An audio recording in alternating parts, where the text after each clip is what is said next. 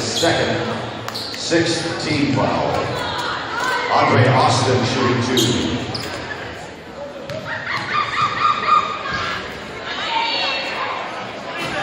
As Bismarck High School basketball player Andre Austin shot his free throws against Jamestown High, racist chants were heard.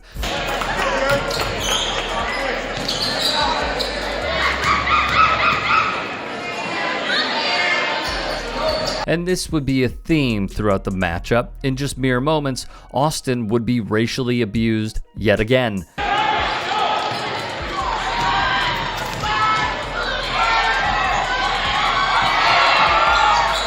However, when Austin is not at the foul line, we only hear screams echo throughout the gymnasium, which was quite a tell. But it wasn't just monkey noises.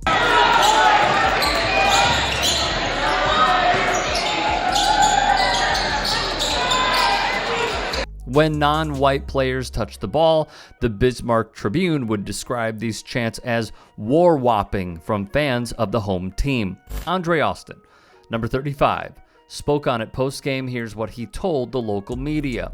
The student section stood close to the court for the entire game, chanting, mocking, bullying, and attempting to throw us off our game, he said. This is my first experience having to endure such hatred and harassment. I love basketball, but this isn't the environment that should be allowed.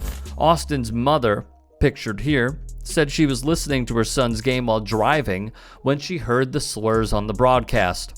They had every opportunity to act right then and there to protect those boys, but they didn't. So for the entirety of the game, those boys were harassed. They were mocked, and it was humiliating. That hurt is everlasting with my son, and that's where I find huge fault for Jamestown High School, Savannah said to the local press. She would write on Facebook, the racial taunts did not stop there. It went as far as a young boy yelling to my son, "Come on, you little N-word," she would add in a post. Quinn Austin, Andre's father, would go on the record saying he also heard the N-word directed at his son when Bismarck took on Jamestown. Another parent of one of the players who was targeted says it's time for action. While he understands kids will make mistakes and can learn from them, he wants answers from the North Dakota High Schools Activity Association and Jamestown High School on how things will change to create a safer environment for all student athletes. Afterwards, Dr. Robert Lech, the superintendent of Jamestown Public Schools, would say the following. Lech says the school took 2 days to investigate the incident and reports the appropriate disciplinary action was taken per our anti-harassment and discrimination policy. Lech does not, however, detail what the action was or against whom it was taken. Lech also says the school district is pairing with Bismarck Public Schools to look for ways to help both communities grow from the very unfortunate experience. He says student leaders at Jamestown High School are stepping up to improve the school's cultural competence. Add another one of these half-hearted apologies to many others. Racial harassment our people have to endure. This isn't enough. We don't accept this and choose to continue to fight this, being that this was reported during the game and still nothing, she wrote.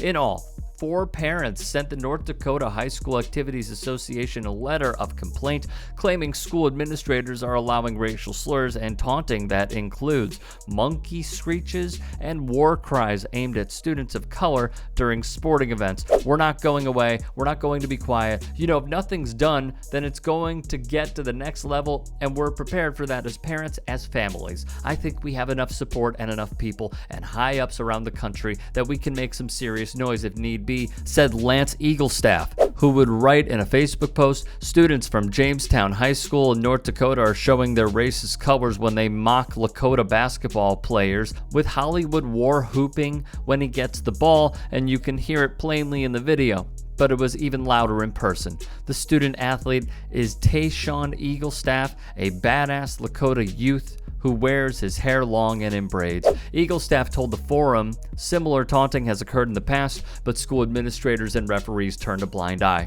I've seen multiple times where referees kick somebody out of the game for hounding them about calls and stuff, Austin said. You are going to kick somebody out for a call, but you are not going to stop and say, hey, this is not acceptable. If I hear it again, somebody is getting kicked out of here.